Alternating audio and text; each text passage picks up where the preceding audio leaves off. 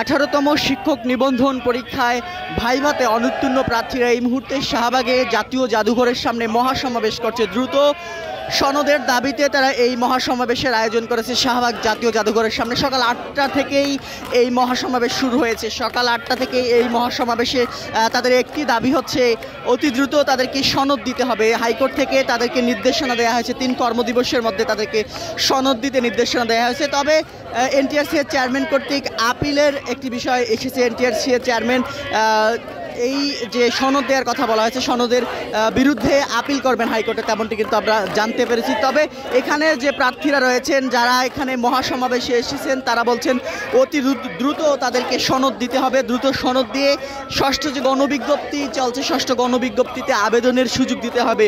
এই আবেদনের সুযোগের দাবিতে এবং সনদ প্রাপ্তির দাবিতে কিন্তু এই মুহূর্তে শাহবাগে জাতীয় জাদুঘরের সামনে এনটিআরসি এর 18তম শিক্ষক নিবন্ধন পরীক্ষায় যারা ভাইভাতে অনুত্তীর্ণ হয়েছেন তারা কিন্তু এখানে আন্দোলন করছেন, তেমনটি কিন্তু আমরা দেখতে পাচ্ছি। এবং তারা বলছেন যে অতি দ্রুত দুপুর 12টার মধ্যে তাদের দাবি আদায় না হলে তারা এনটিআরসি ভবনে যাবেন এবং সেখানে ঘেরাও কর্মসূচি করবেন, তেমনটি কিন্তু তারা এখানে বলছেন।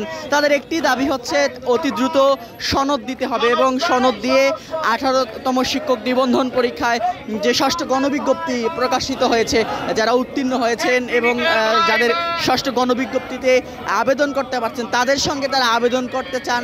যেহেতু আবেদনের সময় আর বেশি দিন নেই, তাই তারা বলছেন যে দ্রুতই তাদেরকে সনদ দিয়ে ষষ্ঠ গণবিজ্ঞপ্তিতে আবেদনের সুযোগ দিতে হবে।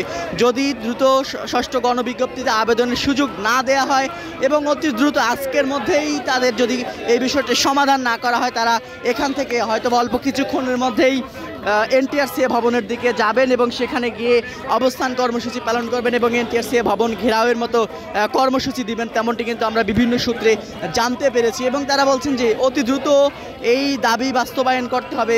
এই দাবি বাস্তবায়নে তারা কিন্তু বেশ কিছুদিন ধরে আন্দোলন করে আসছিল। এর আগে আমরা দেখেছিলাম এনটিআরসি ভবন ঘেরাও কর্মসূচি দিয়েছিল এবং জাতীয় প্রেস ক্লাবের সামনে কিন্তু আমরা তাদেরকে অবস্থান কর্মসূচি পালন করতে দেখেছি। তবে এই মুহূর্তে মহাসমাবেশ অনুষ্ঠিত হচ্ছে শাহবাগ জাতীয় জাদুঘরের সামনে। এই মুহূর্তে মহাসমাবেশ অনুষ্ঠিত হচ্ছে এবং এই মহাসমাবেশে একটি দাবি তাদের অতি দ্রুত সনদ দিতে হবে এবং ষষ্ঠ গণবিজ্ঞপ্তিতে আবেদনের সুযোগ দিতে হবে।